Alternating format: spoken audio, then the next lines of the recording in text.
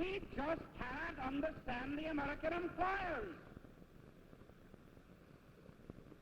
In 1953, we had a 6-day week for the 8,500 busmen, bus drivers, and bus maintenance people in these private roads.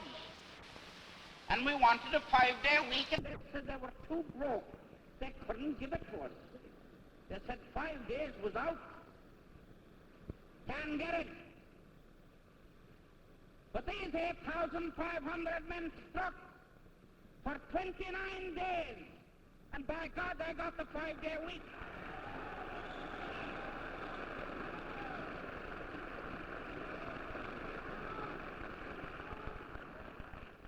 Now, wouldn't it be good common sense if they gave the 5-day week before the 29-day strike, sooner than after the 29-day strike?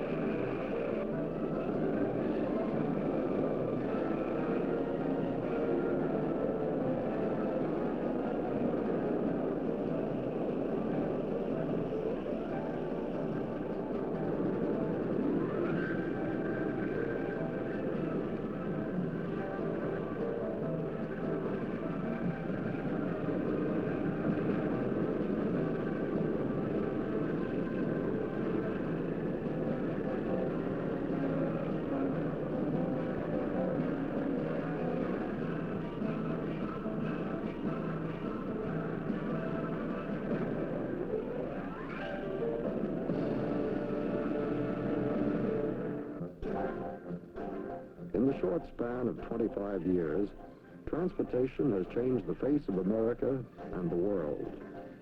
And the face of labor, the face of the Transport Workers Union, has changed too. From an uphill fight for dignity and justice to a new era of security and hope. These men and the part they play in the magic of mass transportation have their deep roots in this building on Manhattan Island. I'm Tom Costigan. I'm sitting in the headquarters of the Transport Workers Union, which maintains continuous communication with 150,000 members all over the world. And with me are two men I've known and watched for a good many years, two dedicated men, Matthew Guinan, the president of the Transport Workers Union, and Douglas McMahon, the International Secretary-Treasurer.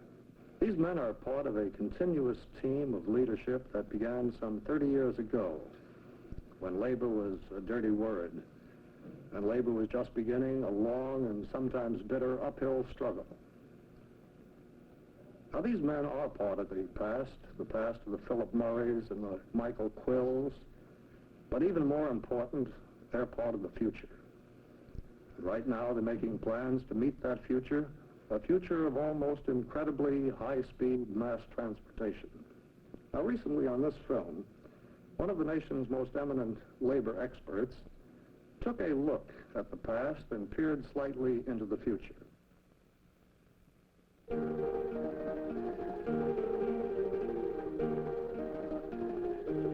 know, Mac, they might have been the good old days, but not if you had to make a living. Bad old days would have been a better description. That's absolutely right. You had damn little to say about working conditions in those days. And if you said it, you usually were fired, like 18 of us were when we went to protest about some of the conditions. Wages, you took what they gave you, and you liked it.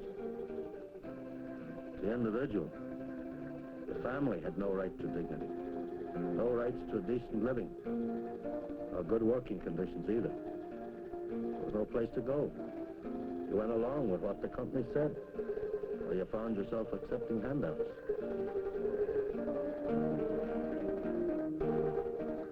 Yep, but there were a few men who decided not to take it lying down, no matter what the circumstances. And circumstances were tough. The first attempts to organize transit workers back in the late 1800s met the forces of law and order, as ordered by the big traction trusts and even the federal government.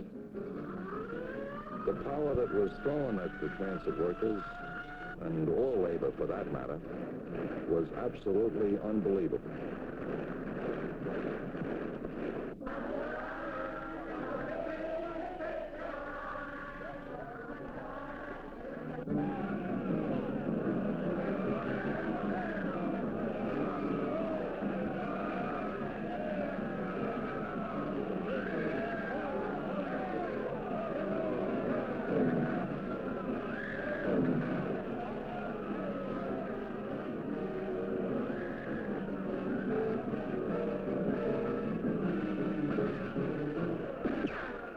But something good came out of it all.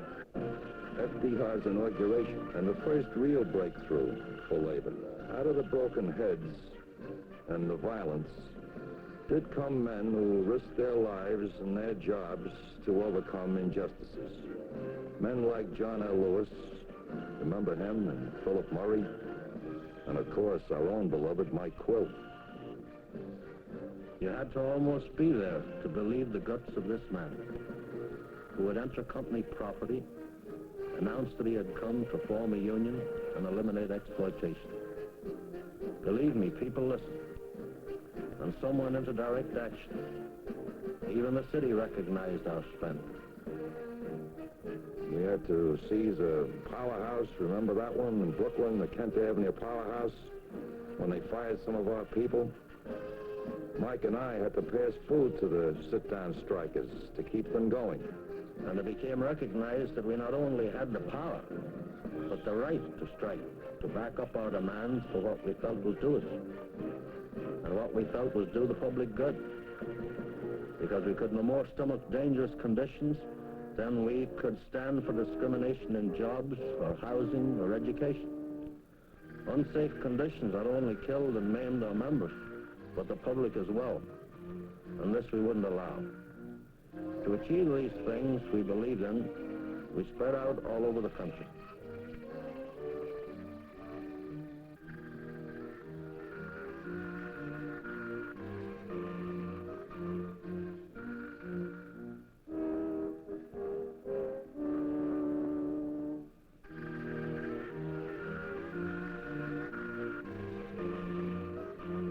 Columbia University is one of the best in the country for students.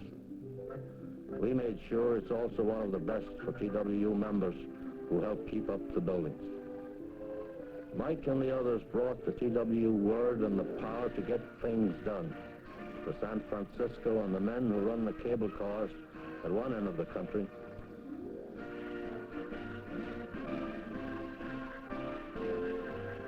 to Cape Canaveral, jump-off point for outer space at the other.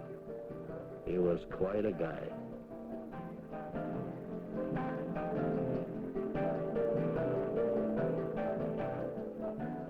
We can say only that the American labor movement today have achieved a measure of unity, a measure of peace. Not yet the peace that Phil Murray strove for.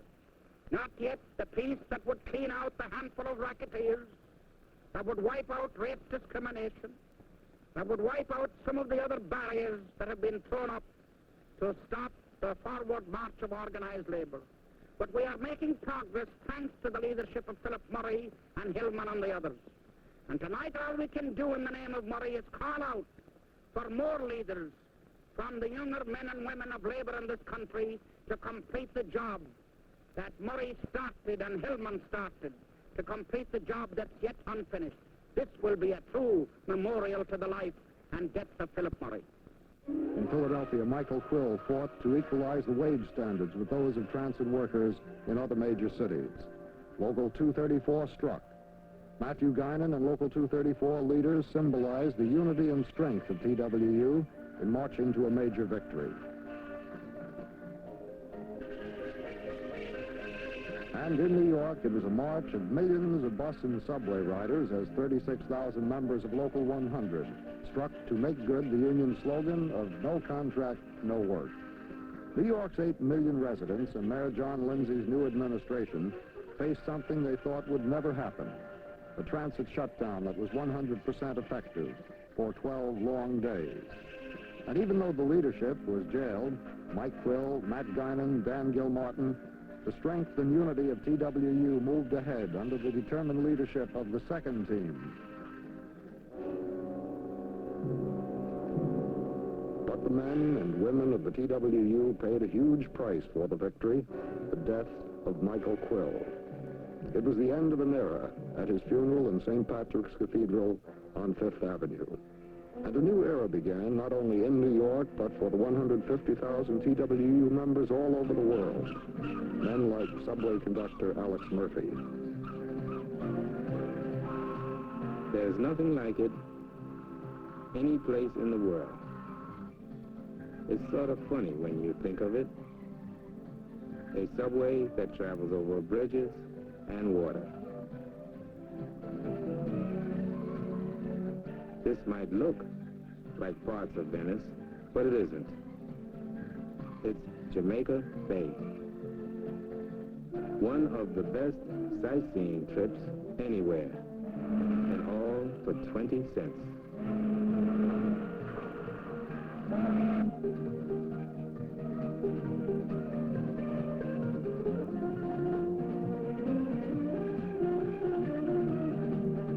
I'm sort of proud of the fact that TWU members play a key role in running one of the busiest and most complicated railroads in the world.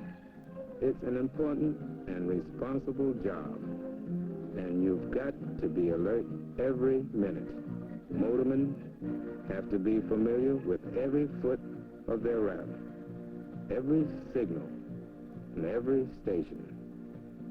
You've really got to keep a sharp eye out where I ride, to keep the train on time and get all the people in and out safely.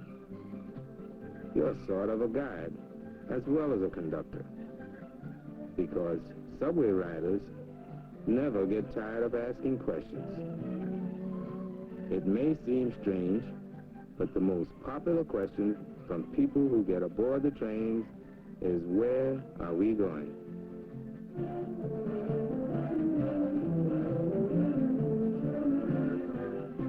It's an around-the-clock operation, and the only difference between summer and winter is that sometimes a snowfall might be part of the job.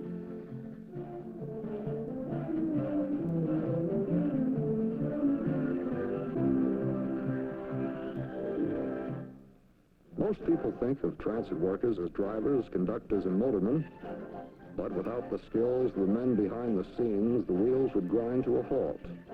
Hundreds of critical skills in the hands of TWU maintenance mechanics help keep the equipment in top shape.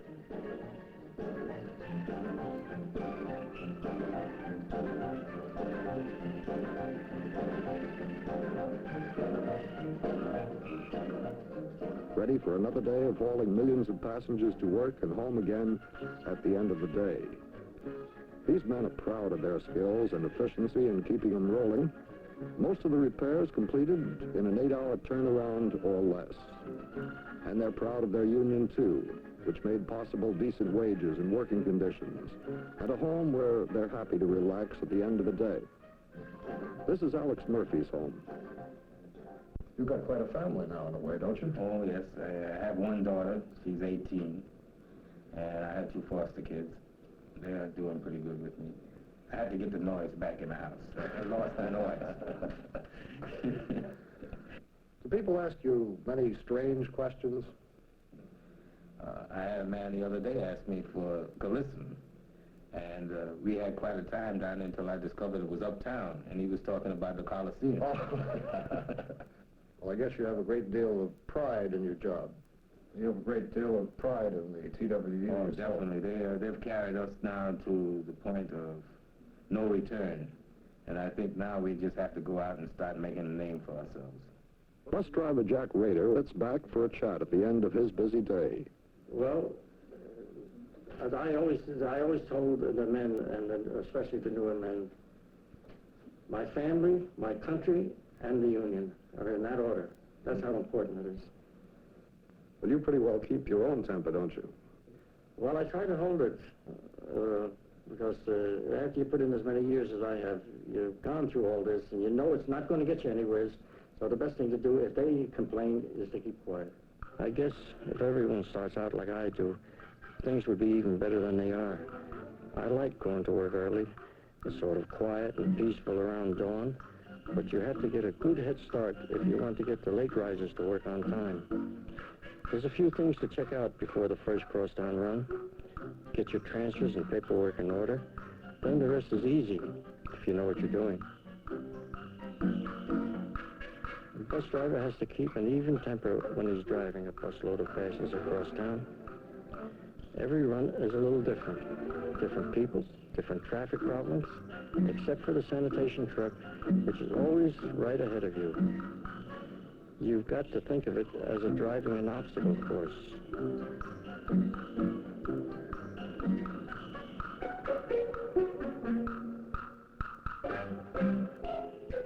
This fellow is an obstacle all by himself. I just think he hates to pay the fare.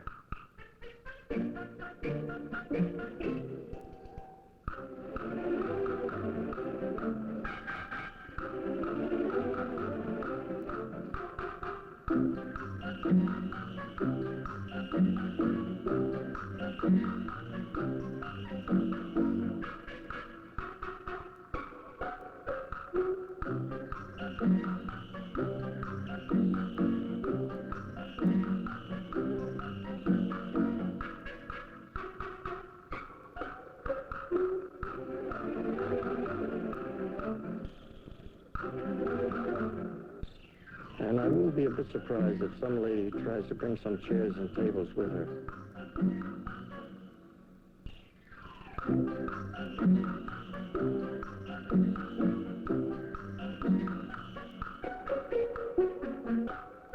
No matter how busy you are, the traffic and traffic lights, passengers making change and keeping schedules, there's always someone who thinks 20 cents pays for a guided tour.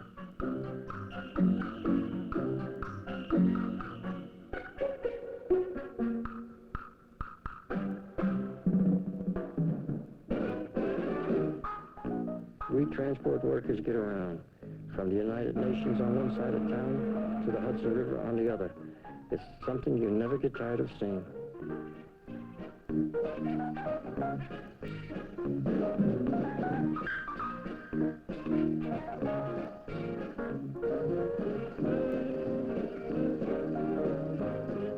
But it's good to get to the end of the day. It's another check-in with the reports of the day's run. It's a good feeling to know that you've done your job in keeping things going.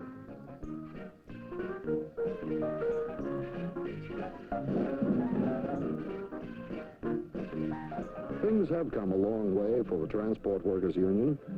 These TWU garage mechanics are able to speak out today on job problems or grievances because a few men stood up for their rights a long time ago.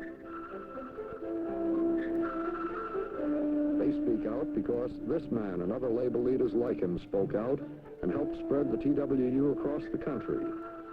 Major gains in pay, job security, and safety for members of the TWU Railroad Division have been won after a long and bitter uphill fight.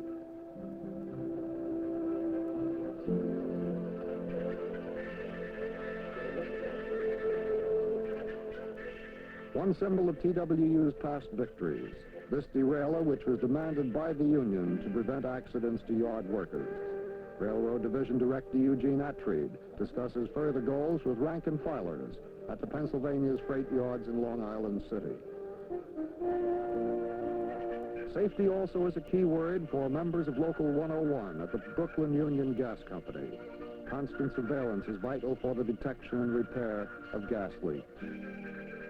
From New York, where transport workers checked out a helicopter before I got aboard, to an American airliner whose cabin attendants and I saw city after city, where members of the Transport Workers Union were carrying out their dual responsibilities as skilled workers and citizens. Wherever we flew, from one end of the country to the other, in Los Angeles and San Francisco, home of the famed cable cars, in Detroit or Philadelphia or Cape Canaveral, wherever mass transportation and related industries stretched their equipment and their influence. But the best view of all was inside the cabin of the airliner, where a TWU stewardess chatted about her job. I love it. I think a stewardess has to have a little bit of the wanderlust in her, I guess so. and I feel like I'm quite the nomad. Do all stewardesses marry airline pilots? No, not all, but I'd say some of them do. What is the most memorable experience you've had in your 2 years of flying? One thing I'll never forget is about halfway en route to San Francisco one afternoon, I had a passenger ask me what time we landed in Los Angeles. And I said, don't tell me you're going to Los Angeles. And he said, yes. And I said, well, we're en route to San Francisco. So I went up and asked the captain where his plane was. And he said, well, sorry, it just went right by us. On the ground again at John F. Kennedy International Airport, I took a closer look at the Air Transport Division of the TWU.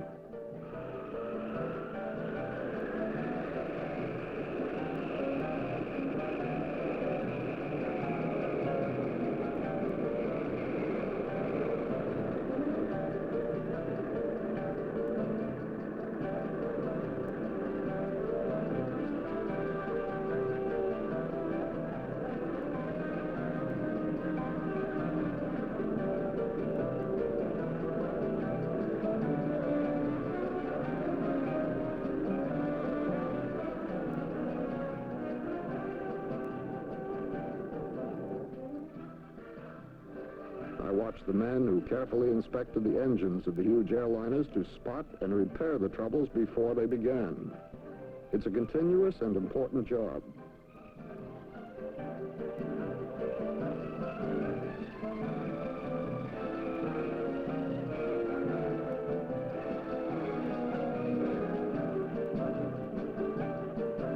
I watched the men who sorted out those endless streams of baggage and sent them on their way.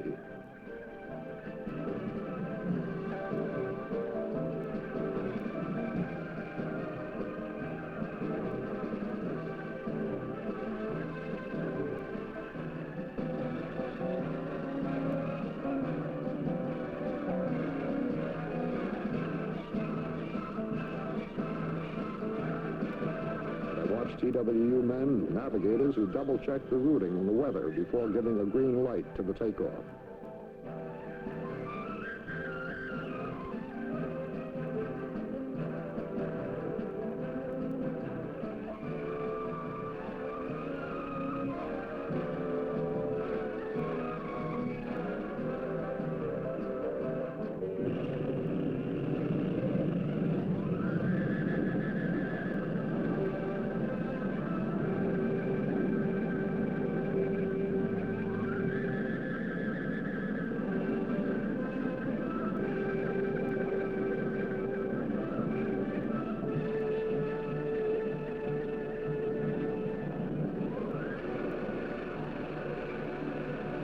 Inside the waiting room to greet me on my return, TWU President Matthew Guinan and International Vice President Jim Horst.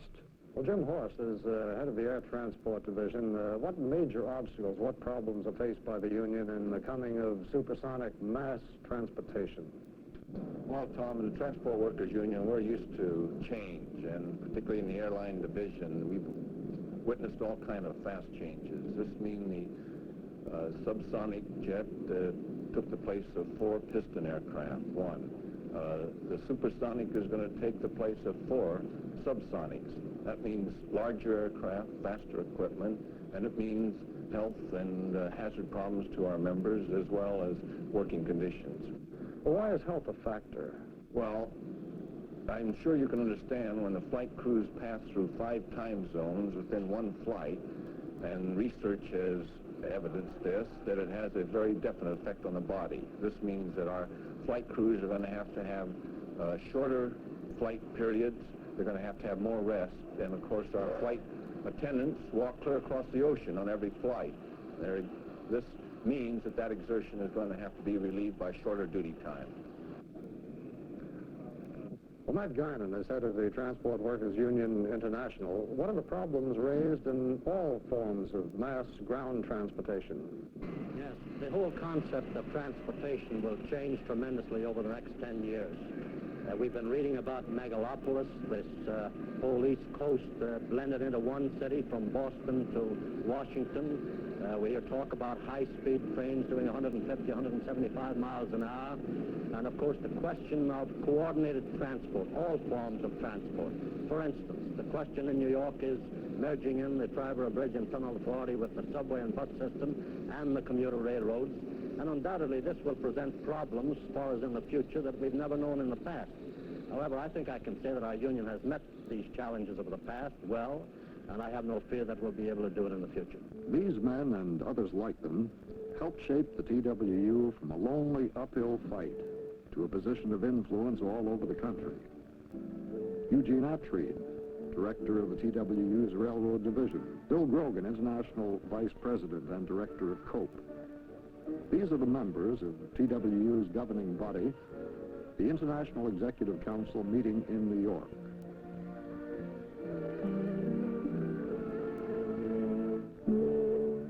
International Secretary-Treasurer Douglas McMahon. The International Executive Vice President Jim Horst. And Local 100 Secretary-Treasurer Ellis Van Riper. Daniel Gilmartin, President of Local 100. President Guinan looks toward the future. As proud as the Transport Workers Union is of its record, it is not enough. The record is what we have done. Our greatest concern is for the future of our 150,000 members in the nation's city passenger transportation, airline, railroads, utility, space, and other allied industries. The work for which our late beloved founder Michael J. Quill gave his life must go on. We must go forward from where he and other officers before us left off. We must continue to lead in the struggle for genuine civil rights, for freedom everywhere, for peace in the world. That the Transport Workers Union has become, in a few short decades, a powerful industrial union with membership throughout the free world is due in large measure to the unity, the solidarity, the militancy of its membership from the youngest to the oldest. This is what has won us the job security, wages, hours, working conditions, pensions, medical hospital coverage, vacations, paid holidays, and all the other benefits enjoyed by our members and their families. We welcome the challenge of the years ahead, confident that TWU will secure for its members their fair share of our nation's social and economic progress. In TWU, we stand ready to prove that the best is yet to come.